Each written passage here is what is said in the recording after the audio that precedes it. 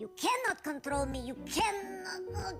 Okay. You can have a little control, but I'm still in charge. I can attack any minute, but you can control for like a second. Oh, that's nice. That's really a spot right there.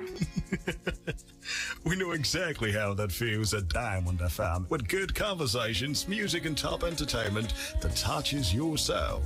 It's radio like no other. Diamond FM, shining supreme.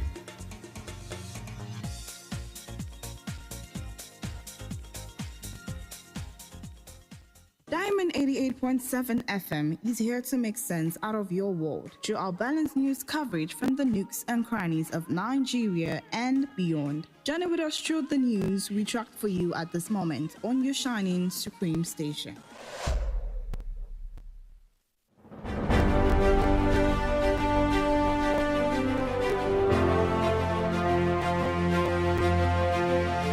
From the news desk of Diamond 88.7 FM Ilorin, this is news around the world.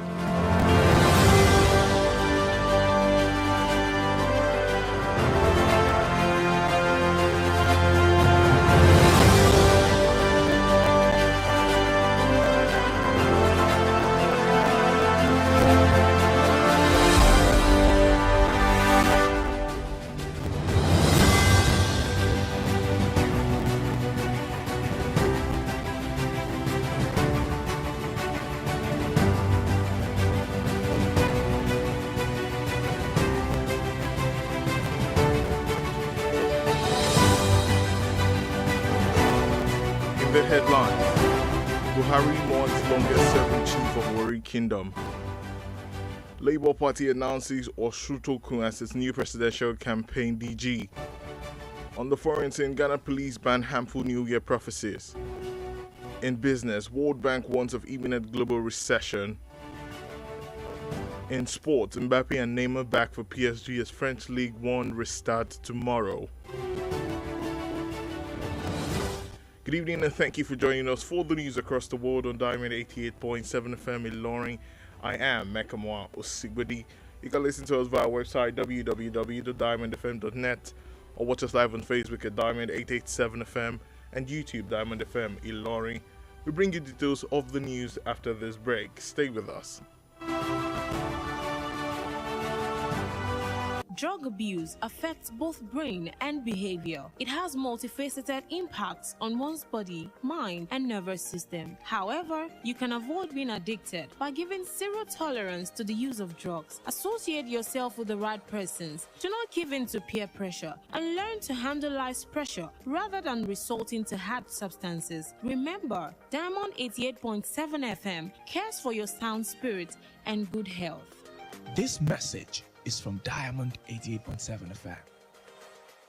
On Diamond 88.7 FM, we give credible, factual, balanced reports at all time. Join us as we take you around the globe on the world news. Diamond 88.7 FM, Ilorin, your shining supreme station.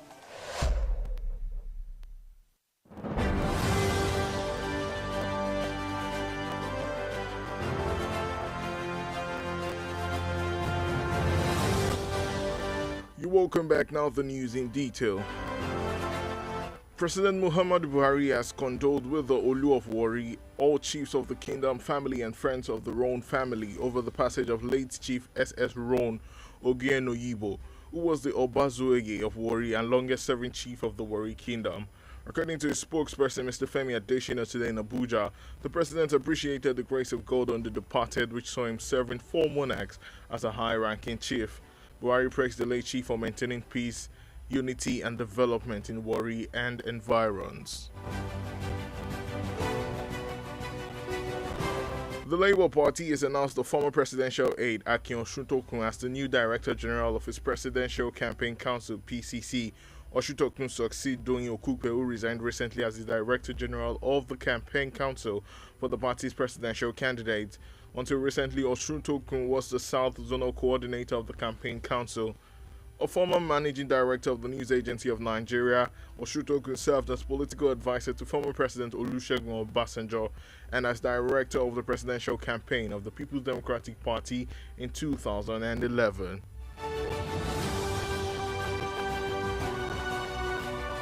The Sultan of Sokoto Alhaji Saad Abubakar III has assured that the people of many different races, tribes and religions who are knit together by common history, common interest and common ideals are still recognized in the northern region.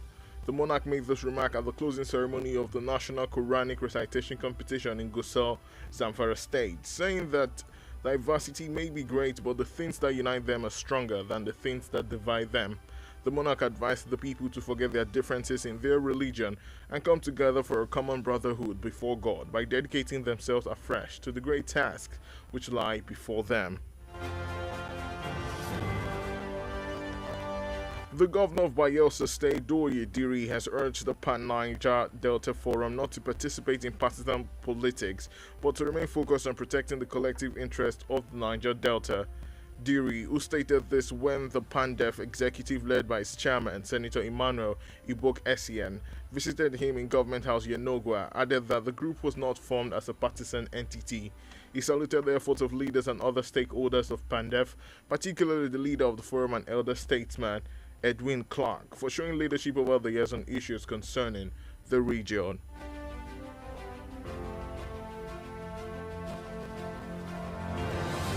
The news across the world is reaching you from Diamond 88.7 FM Ilorin. We'll go on a break now. After that, to bring you foreign, business, and sports news. Do stay with us.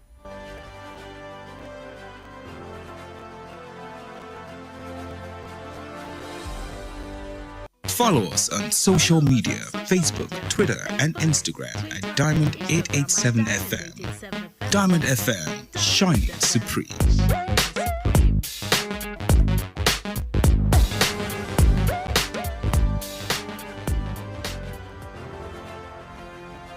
Welcome back from the break. You're still listening to the news across the world, reaching you from Diamond 88.7 FM Ilorin.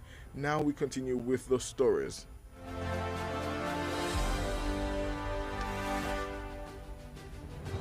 On the foreign scene, police in Ghana have warned faith leaders against making traditional New Year prophecies which can cause fear, anxiety, or death.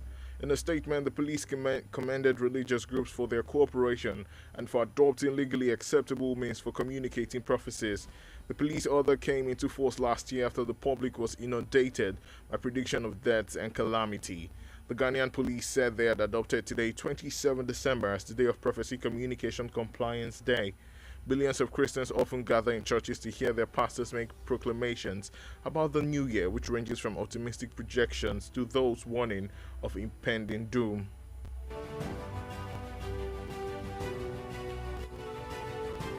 And we move to the Middle East, where Israeli authorities have today said they had arrested a suspect in Jerusalem twin bombing that killed 2 people last month.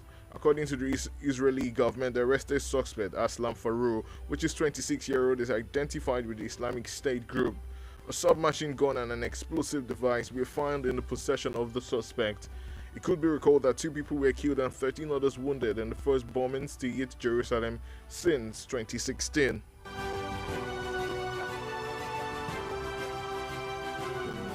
Diamond FM Business News.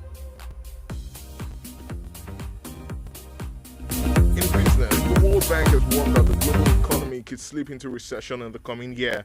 This was made known in the World Bank review of 2020, where the bank said the global economy is in its steepest slowdown since 1970, and that consumer confidence is already suffering a much sharper decline than during the run-up to the previous global recessions. The fear of recession is a top economic theme across markets, with investors bracing for a possible contraction of gross domestic product in the coming year.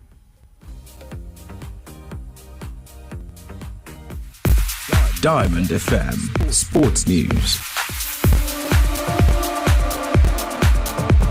In the exciting world of sport, normal service is set to resume in France tomorrow, with Kylian Mbappe and Neymar both set to feature for latest Paris Saint-Germain as they restart their Ligue 1 season 45 days after it was popped on ice for the World Cup, with a home game against struggling Strasbourg. Lionel Messi, however, will not be available in round 16 of the French League, as he is still at home celebrating Argentina's success in the World Cup final in Qatar. Mbappe, who scored a hat-trick in the World Cup final, but still ended up on the losing side as France flunked the penalty shootout.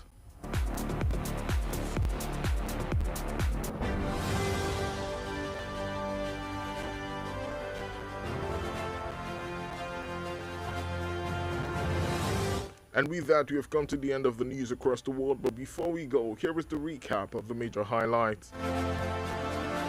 Buhari mourns longest-serving chief of Warri Kingdom.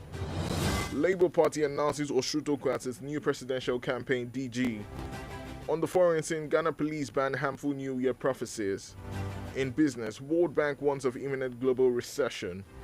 In sport, Mbappe and Neymar back for PSG as French League One restarts tomorrow.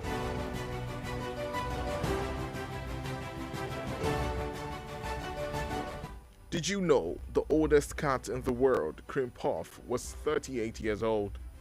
Diamond FM says nothing brings more peace to the world than spreading the words of love and acting on them.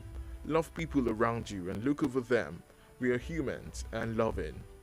For news coverage and information about happenings around you, kindly contact Diamond FM newsroom number on 0916 062 7526. That's 0916 062 7526. The news across the world was edited by Abiodun Akinwumi. I am Mekamua Osigbodi. Thank you for listening to your shining supreme station.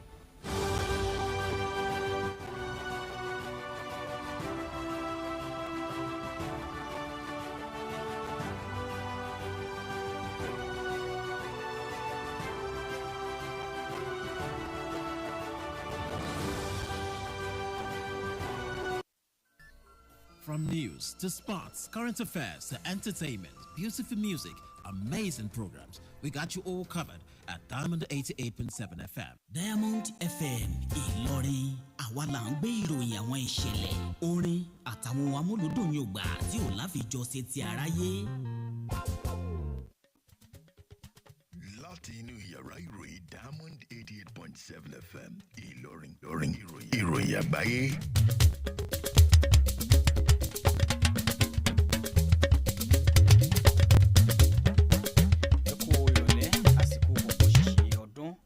Àwọn kókó inú ìròyìn náà rèé.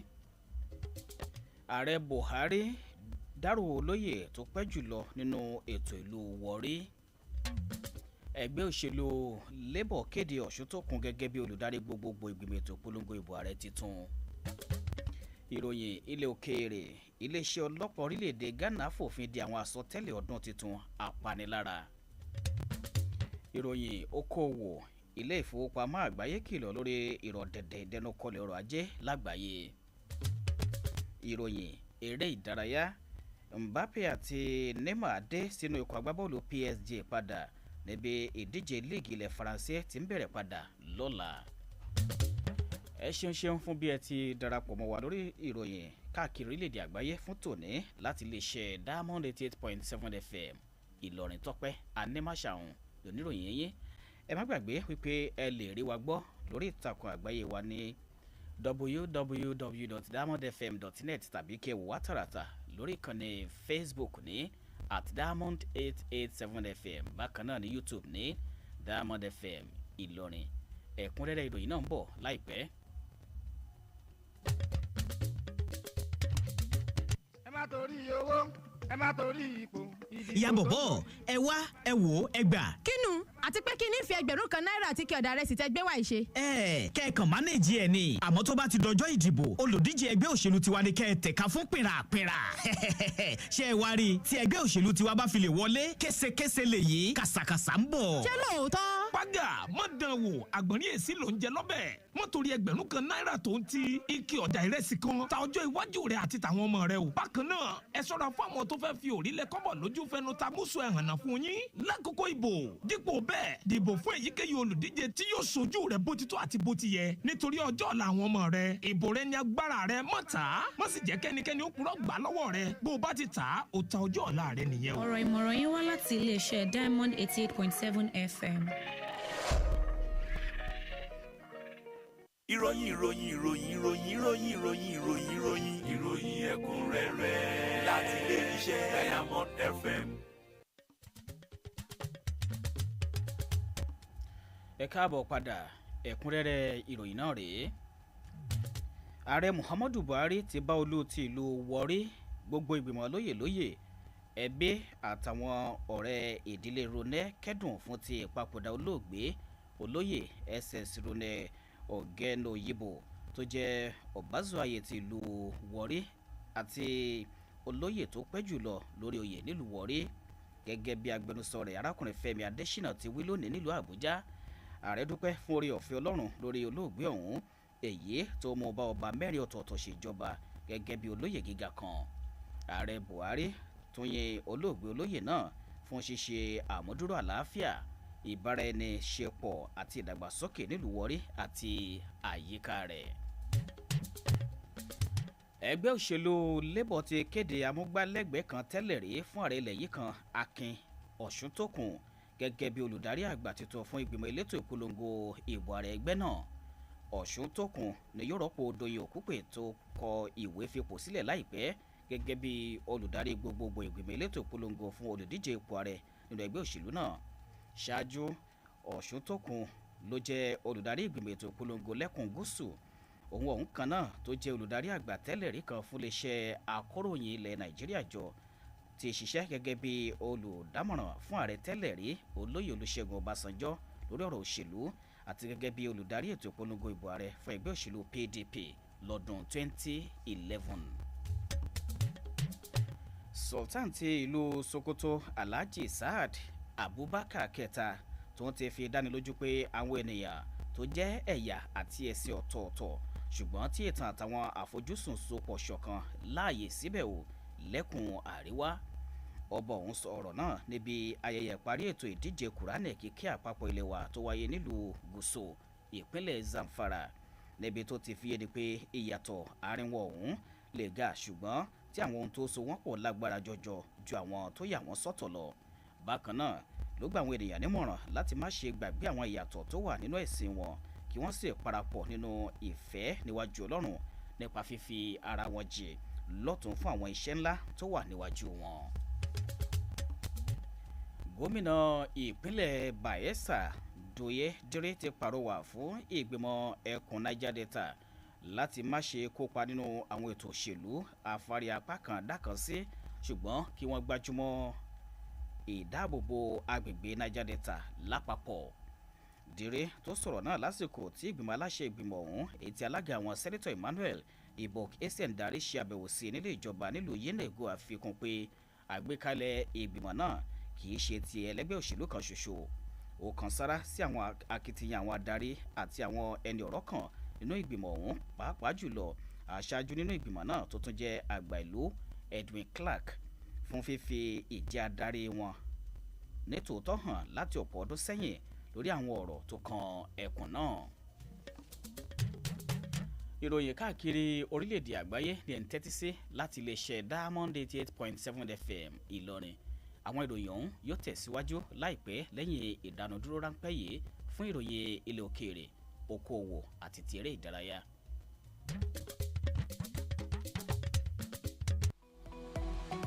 Ẹ darapọ̀ mọ́ wa ní ìtàkùn káyélujára wa, ìtàkùn ìbádọ́rẹ̀ẹ́ Facebook, ìtàkùn abẹ́yẹfò Twitter àti Instagram lórí Diamond 887 FM. Diamond FM, shining supreme.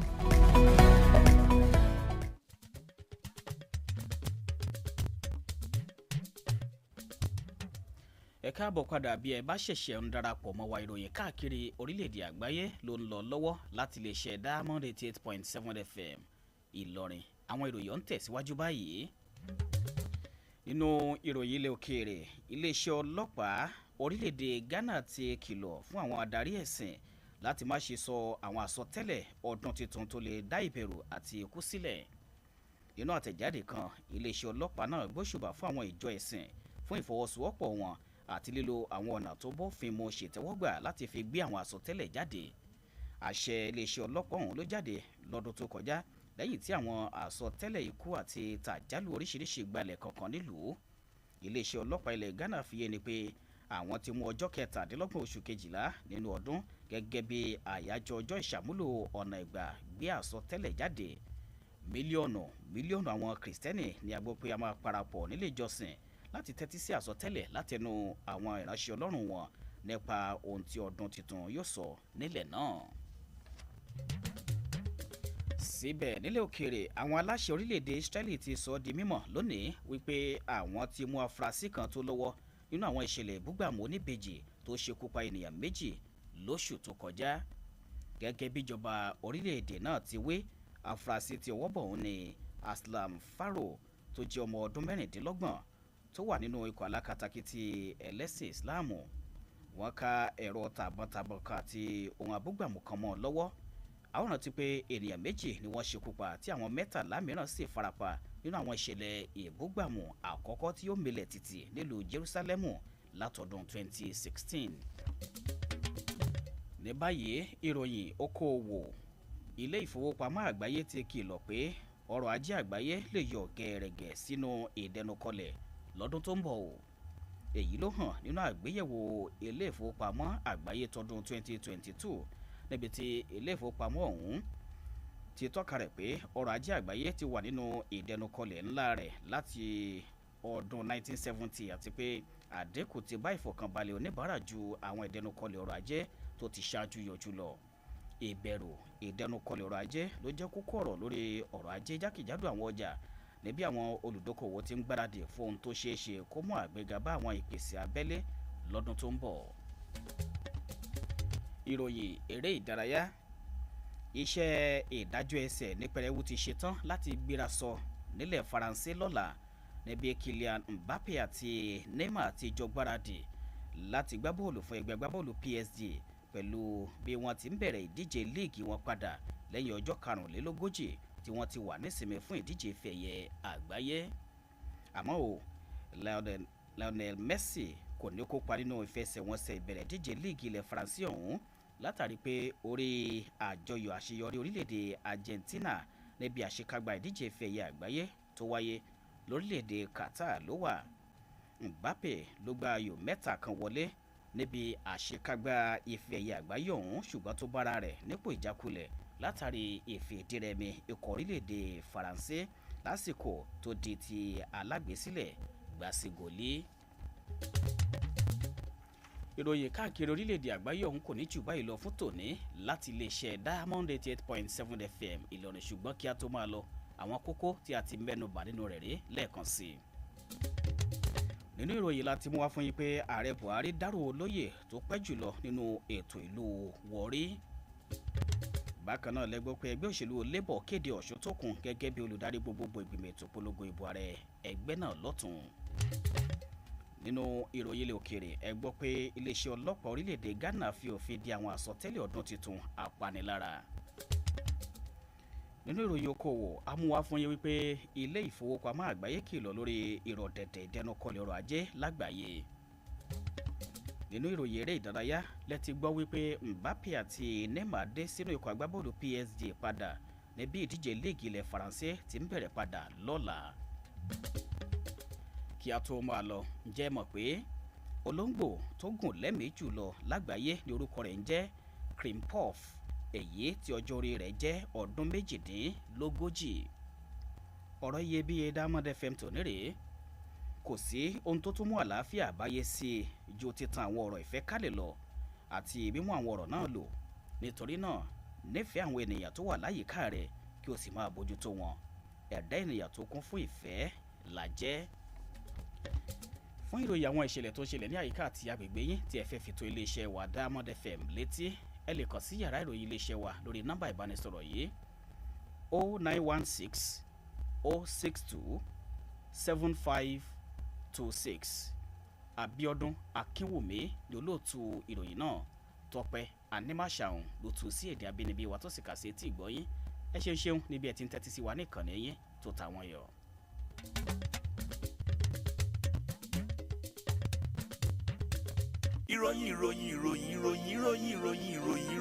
ìròyìn ẹ̀kúnrẹ́rẹ́ láti ilé-iṣẹ́ Diamond FM.